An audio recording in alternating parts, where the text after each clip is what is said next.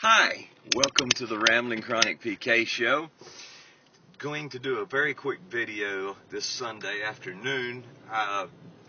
For those who listen to the podcast is up. It's a very good podcast, I think. We have a guest interview that it's relatively short, but with a Jewish rabbi, and he kind of gives his take on the affirmation of life. And for those who may want to know what that means, it's basically anything that you might do that helps or sustains life, that it just keeps life going. So it was a very interesting discussion that I had with him. We recorded a short portion of our discussion. The discussion actually was quite a bit longer, but I really enjoyed spending the time with him and the things that he had to offer. Ultimately, the podcast is on prayer and the supernatural healing aspect of prayer. We often pray for God to heal us or to help us, and what do other people do? How does prayer work for other people who are not of the same faith or the same denomination or the same religion or whatever it may be? How effective is prayer in your life? How effective is it in the world? So I hope you go check that out on iTunes. You can look up Rambling Chronic on iTunes. It should lead you there. Just look for the Rambling Chronic PK show.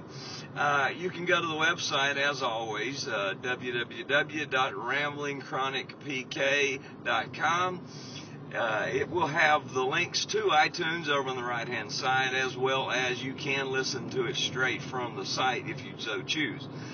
But I wanted to do a video real quick to talk about a subject for men primarily, because men for decades and generations, maybe centuries, have gotten the short end of the stick when it comes to crying.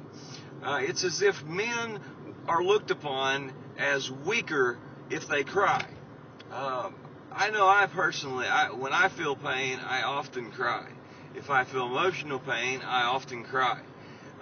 If I watch a sad movie, sometimes I cry. My kids laugh at me often because, I'm just a big sucker for one of those cry movies, and some of them are not real over the top cry movies, but if it's just a little bit, they got me, they reel me in. So, I'm quick to let the tears flow, and I probably a little too quick in some cases, because it gets my kids on top of me and they laugh at me profusely, but that's okay. They're my kids. However, other people who aren't quite as close and near and dear to my heart, those people laughing at me aren't quite as funny, and I don't cherish the moments quite so much. So many men who battle other chronic illnesses, such as I do, crying is one of the biggest outlets I know of to actually just kind of shed some of that negative energy that you've got. If you're real pent up and, for whatever reason, you're just kind of feeling bad, and it may be physically, but what people don't understand is that, to me, and this is just my philosophy, of course I'm not a psychiatrist, a doctor, or anything. I'm just a guy who has a lot of opinions, and some of them are right and some of them are wrong. So as I spend a few minutes, I like to spend a few minutes with the community, and I want to get some opinions here, because in my opinion, that collective feeling bad, and feeling bad meaning depression, that nasty D word, depression is like gasoline on a fire. Because what happens is once you get to feeling physically bad, and men generally don't do sick well, so you can have a small cold and it becomes an enormous big deal.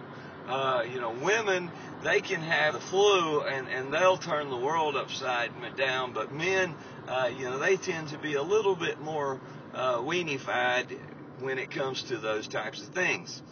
However, when you look at what happens if men are around other men and they cry, they are looked down upon. They're frowned upon. In some environments, they would be banished, and they would no longer be accepted because they would be considered to be less of a boy or less of a man.